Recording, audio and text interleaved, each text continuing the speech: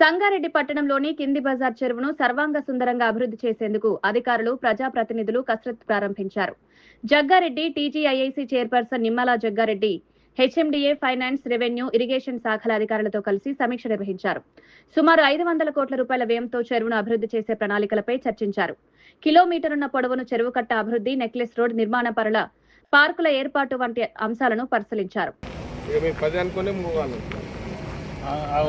లోపలికేసి పెంచిందో అది కడిగిన అవన్నీ తీసేద్దాం.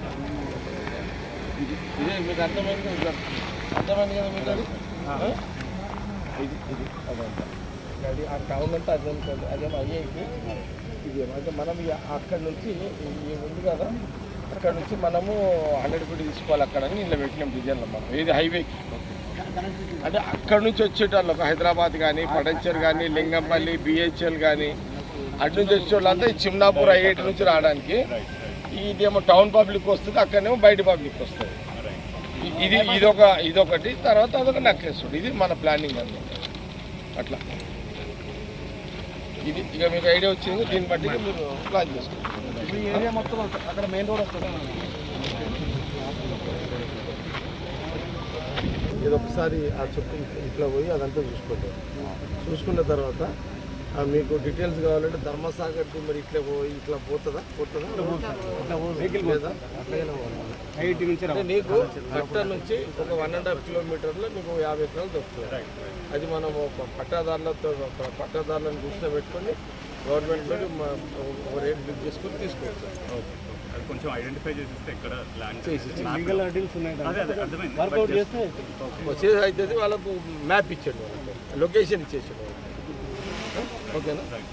ఇదే కదా కలెక్టర్ అర్జెంట్ మీటింగ్ క్యాన్సిల్ ఉంది. ఇదైతే మీరు ప్లానింగ్ చేసుకోండి. అంటే ఒక నెంబర్ ఒకటి ఇచ్చుకోండి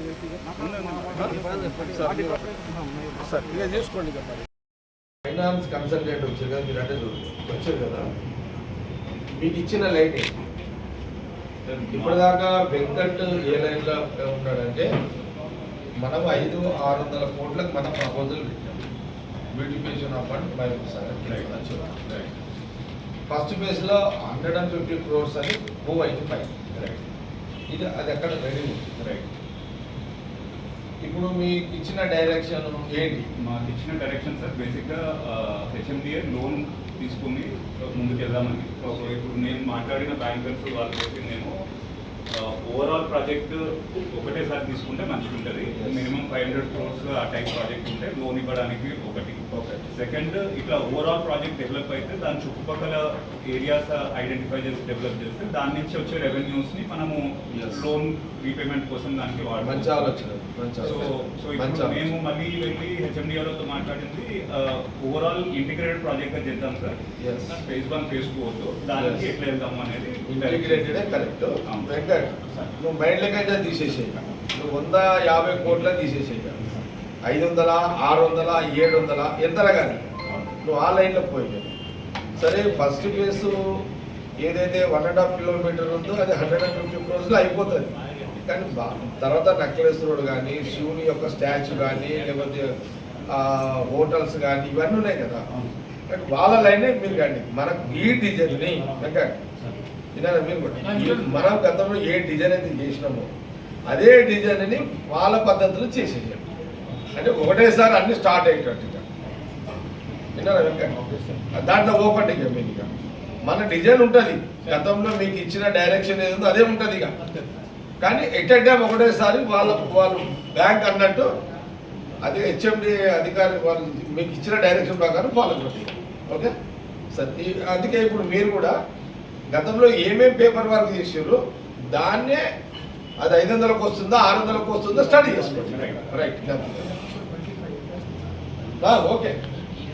అది ఇప్పుడు మీరు అంటున్నది ఒక 25 ఎకరాలు కావాలి మనకు. ఆర్డీఓ గారు 25 ఎకరాలు కావాలి. 25 ఎకరాలు ఆడ అసైడ్ కానీ గవర్నమెంట్ ల్యాండ్ పక్కకి ఏది ఉన్నది. ఒకటి ఈ డబ్బులు ఇచ్చి కొనేది పెట్టకండి. గతంలో ఇప్పుడు 600 గజాలు ఇచ్చి